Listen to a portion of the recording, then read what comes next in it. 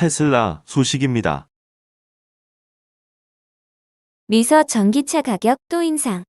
최대 $6,000 올려. 테슬라가 미국에서 모든 전기차 모델의 가격을 또 인상했다. 16일 CNBC 등 외신들은 테슬라가 공급망 문제와 원자재 가격 급등 여파로 미국에서 모든 전기차 모델의 가격을 또 인상했다고 보도했다.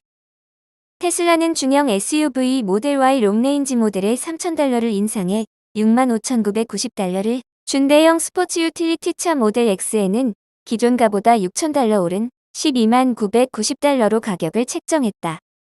이번 가격 인상은 자동차에 사용되는 알루미늄을 비롯한 배터리에 쓰이는 리튬 등의 원자재 가격이 폭등한 데 따른 것이다. 테슬라는 올해 들어 미국에서 여러 차례 차량 가격을 인상했고, 가장 저렴한 모델은 작년과 비교할 경우 $10,000 올랐다고 외신들은 전했다. 일론 머스크 테슬라 최고 경영자는 최근 몇 주 동안 경기 침체의 위험에 대해 경고한 바 있다. 이달 초 머스크는 경제가 너무 나쁠 것 같다며 직원 10%를 해고하고 신규 채용을 자제할 것이라고 밝혔다. 이후 13일 테슬라 싱가포르 지사장인 크리스토퍼 부지그는 테슬라에서 해고됐다고 밝혔다. 그는 테슬라는 인력 10% 감축을 발표했다며 해고가 회사의 감원 계획에 따른 것임을 시사했다.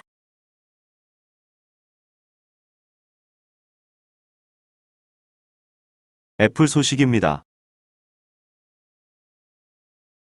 6년 만에 가장 가치 있는 브랜드 1위 재등극.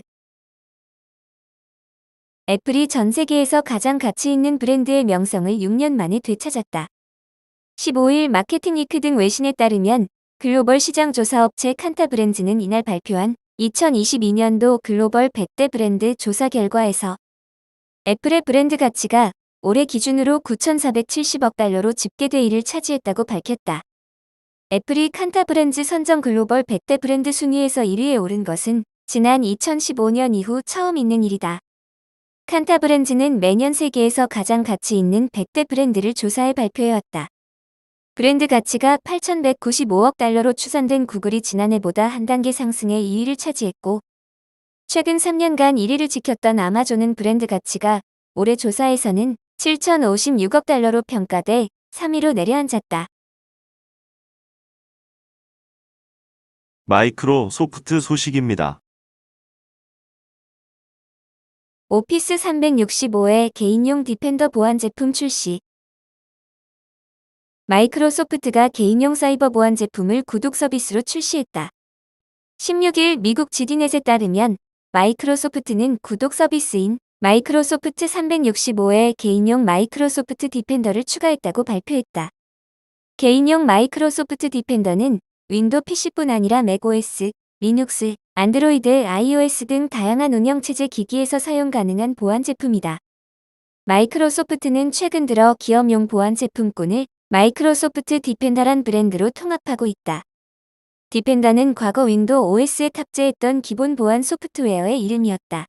개인용 마이크로소프트 디펜더는 코드명 지브롤터로 알려졌었다.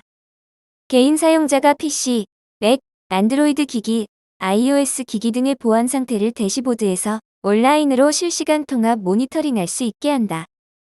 인스턴트 보안 알람 조치 제한 보안 팁 등을 사용자에게 보여줘 기기의 보안을 더 높일 수 있게 설계됐다. 마이크로소프트 365 개인용 및 가정용 구독자면 추가 비용 없이 마이크로소프트 디펜더를 이용할 수 있다. 기존 구독자는 앱을 다운로드해 마이크로소프트 계정으로 로그인하면 바로 사용 가능하다. 개인용이나 가정용 구독자가 아닌 경우 디펜더를 개별적으로 구매할 수 없다. 다만 30일 무료 체험 기간은 이용해 볼 수 있다. 마이크로소프트는 일부 사용자에게 차후 디펜더 업데이트 내용을 미리 체험할 수 있는 베타 프로그램 초청장을 보냈다. 향후 디펜더의 아이덴티티 위협 보호, 시큐어 온라인 연결 등이 추가될 예정이다.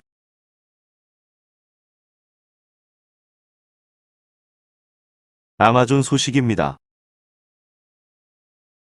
뒤늦은 긴축 발작. 다우지수 3만 붕괴. 뉴욕 주식시장이 16일 폭락세로 마감했다. 다우존스 산업평균 지수는 3만 선이 무너졌고 나스닥 지수는 낙폭이 4%를 넘었다. 스탠더드 앤드 푸어스 500 지수도 3% 넘게 폭락했다. 월가 공포지수는 12% 가까이 폭등했다. 미국 연방준비제도의 0.75%포인트 금리 인상 당일에는 급등했던 주식시장이 이번에도 하루 늦게 긴축 발작을 경험하면서 주가가 폭락했다.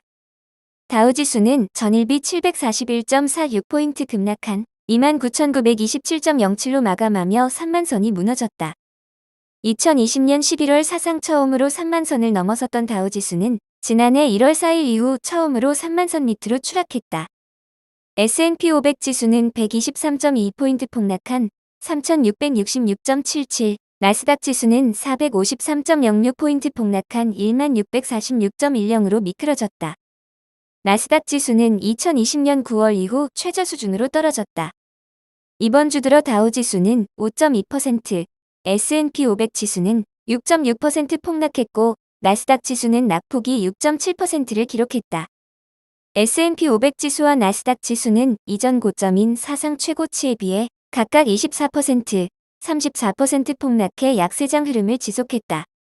다우 지수도 1월 5일 기록한 사상 최고치에 비해 19% 하락해 약세장 진입을 눈앞에 뒀다. 월가 공포지수라는 시카고 옵션 거래소 변동성 지수는 3.49포인트 폭등한 33.11로 치솟았다. 이날은 S&P 500 지수를 구성하는 11개 업종이 일제히 폭락했다. 필수 소비재 업종이 0.66% 하락해 11개 업종 가운데 낙폭이 가장 작았을 뿐 대부분 3% 안팎의 폭락세를 기록했다. CNBC에 따르면 재량 적소비재는 4.76% 폭락했고 에너지와 유틸리티는 각각 5.58%, 1.97% 폭락했다. 에너지 업종은 낙폭이 가장 컸다. 금융, 보건 업종은 각각 2.57%, 1.52% 하락했고 부동산 업종은 2.55% 급락했다.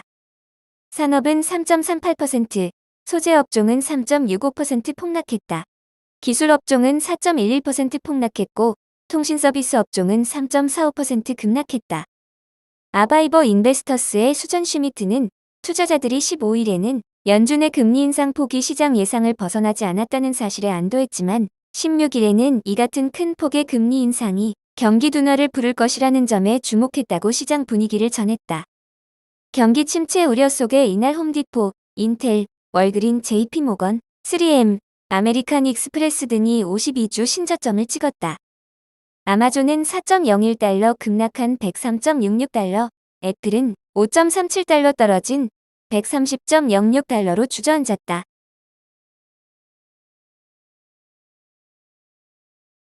구글 소식입니다. 유튜브 쇼츠 월 사용자 15억 명 돌파. 구글이 유튜브 쇼츠의 월간 활성 이용자 수가 15억 명을 돌파해 틱톡과 버금가는 규모로 성장했다고 15일 발표했다. 유튜브는 지난해 광고 수입으로 280억 달러의 수익을 창출한 구글의 캐시카우지만 중국의 틱톡과 메타의 페이스북 같은 SNS들과 치열한 경쟁을 하고 있다. 특히 이런 경쟁 서비스는 젊은 세대를 타깃으로 하는 광고주들로부터 선호를 받고 있다. 유튜브는 이런 현실을 반영해 유튜브 쇼츠를 출시해 쇼츠폼 SNS들과 경쟁을 시작했다. 구글의 유튜브 쇼츠는 2020년 인도에서 첫 출시한 이후 빠르게 성장했다.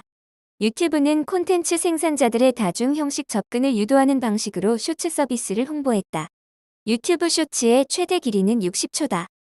자세한 데이터는 공개되지 않았지만 가장 최근 수치에 기반한 계산으로는 유튜브 쇼츠에 광고를 제공한 광고주는 틱톡과 유사한 수의 잠재 고객에 노출될 것이 예상된다. 성공적으로 유튜브 쇼츠에 광고를 삽입할 수 있다면 틱톡과의 완전한 경쟁이 가능해진 것이다. 틱톡은 현재 약 16억의 월간 활성 사용자가 사용하고 있는 것으로 알려졌다. 이는 약 20억 명의 월간 활성 사용자를 가지고 있는 유튜브의 직접적인 위협이다. 특히 젊은 세대의 틱톡 선호가 높은 것으로 나타났다. 유튜브 쇼츠는 유튜브가 틱톡 등 다른 쇼츠 비디오, SNS 서비스에 대응하기 위해 만든 방어용 서비스라고 전문가들은 분석했다. 쇼츠폼 생산자들이 유튜브 내에서 빠져나가는 것을 막고 젊은 층에 접근하길 원하는 광고주들이 틱톡으로 가는 것을 막는 용도라는 뜻이다. 구글의 쇼츠 비디오 서비스의 월간 활성 사용자는 지속해서 증가하는 것으로 보이지만 구글이나 메타 등이 이런 쇼츠 비디오 서비스를 어떻게 성공적인 비즈니스 모델로 만들 수 있느냐에 대해서는 아직 의문이 제기되고 있다. 아직 60초짜리 짧은 비디오에 어떻게 광고를 게시할지 확정되지 않았다. 인터넷 분석가인 마크 슈물릭 등은 구글이 경쟁력 있는 프로그램을 만들었다고 느껴진다. 그러나 아직 승리라고 할 수 있을지는 모르겠다고 평가했다.